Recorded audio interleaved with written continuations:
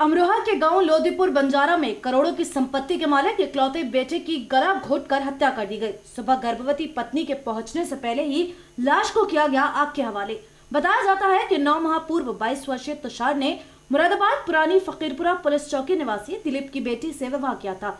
अब कुछ दिन बाद ही तुषार पिता भी बन जाता। परिवार पूरी तरह खुश था। 2 दिन पूर्व तुषार ने ससुर दिलीप से कहा कि वह अपने माता पिता से मिलने गांव जा रहा है। तुषार को लोको पुल से अमरोहा जाने वाली बस में बिठा दिया गया। देर रात तुषार ने अपनी पत्नी व ससुर को फोन किया कि उसे घर के एक कमरे में घर वालों ने ही बंद कर दिया है। रात में कर्फ्यू होने के कारण ससुर और पत्नी घर से नहीं निकल पाए। सुबह 9 बजे फिर फोन आया कि तुषार की हालत गंभीर है, फौरन उसकी पत्नी को ले आओ। दिलीप बेटी के साथ कार से अमरोहा के गांव लोदीपुर बंजारा पहुंचा तो देखा कि खेत में एक चिता जल रही थी। पूछने पर पता चला कि तुषार की हत्या के बाद उसके शव को जलाया जा रहा है। पता चला कि रात में ही किसी चीज से तुषार का गला घोंटकर हत्या कर दी गई थी और सुबह लाश को जला दिया गया।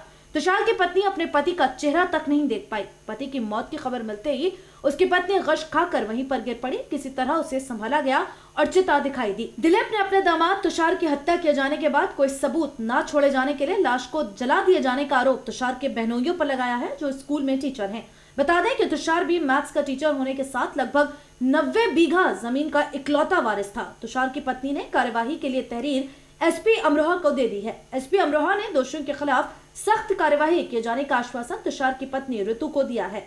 एसपी अमरोहा ने जांच में जुटे इंस्पेक्टर को निर्देश दिए हैं कि वे गांव के अपने लोगों से इस पूरे मामले की खोज करें। गांव के लोगों को फिलहाल मृतक के परिवार वालों ने अपने फेवर में किया हुआ है। इसका एक कारण ये भी है कि तुषार ने अपनी बिरादरी के खिलाफ हिंदू समाज की ही अन्य एक बिरादरी की युवती ऋतु से प्रेम विवाह कर लिया था और वह बच्चे का पिता भी बनने जा रहा था। तुषार के बाद उसकी औलाद ही इस करोड़ों की संपत्ति की वारिस न हो जाए, इससे पहले ही तुषार की संभवतः ये षड्यंत्र रचकर बेरहमी से हत्या कर दी गई। इस पूरे मामले में तुषार की हत्या से अगर लाभ पहुंच रहा है तो वह उसकी बहनों और तुषार के बहनोइयों को।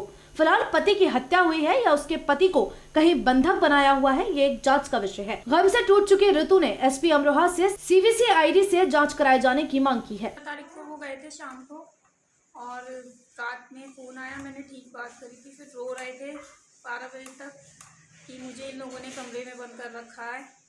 और फिर उस सुबह उनकी बहन का फ़ोन आया कि तुम्हारे पति की तबीयत बहुत ख़राब है, सीरियस है, जल्दी आ जाओ। फिर हम लोग गए वहाँ पे तो देखा तो वहाँ पे बहुत भीड़ लगी थी और खेतों में किसी की लाश जली थी, हमें नहीं पता किसकी जल रही थी। और फिर उसके बाद आपने ससुराल पहुँचे तो वहाँ क्या मिला आपको देखने में? कुछ नहीं मिला सर हमें वहाँ पे किसी और की लाश जल रही थी, किसकी जल रही थी हमें नहीं पता। मुझे एक बार मेरे पति को देखने भी नहीं दिया कि वो ही था या कौन था। मैं कैसे विश्वास कर लूँ? अब क्या चाहते हो आप? मैं इंसाफ चाहती हूँ सर।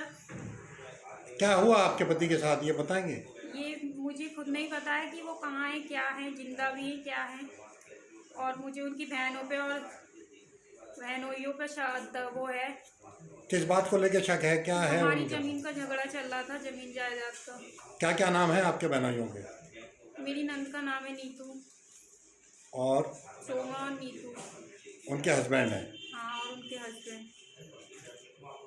मैं आप सरकार से कहती हूँ कि मेरी सुनवाई करें। आपने अभी किसी से शिकायत की? हाँ, अमरोहा थाने में करी थी पर अभी कोई सुनवाई नहीं हुई है। और इसके बाद कुछ नहीं, ना ससुराल से एक फ़ोन आया और कह रहे थे कि इतना बड़ा कांड थोड़ी ना हुआ है जो यहाँ रोना पीटना कर रहे हो तुम लोग। अब क्या चाहते हो आप? इंसाफ चाहती हूँ सर, मेरा पति हैगा, मुझे मेरा पति चाहिए।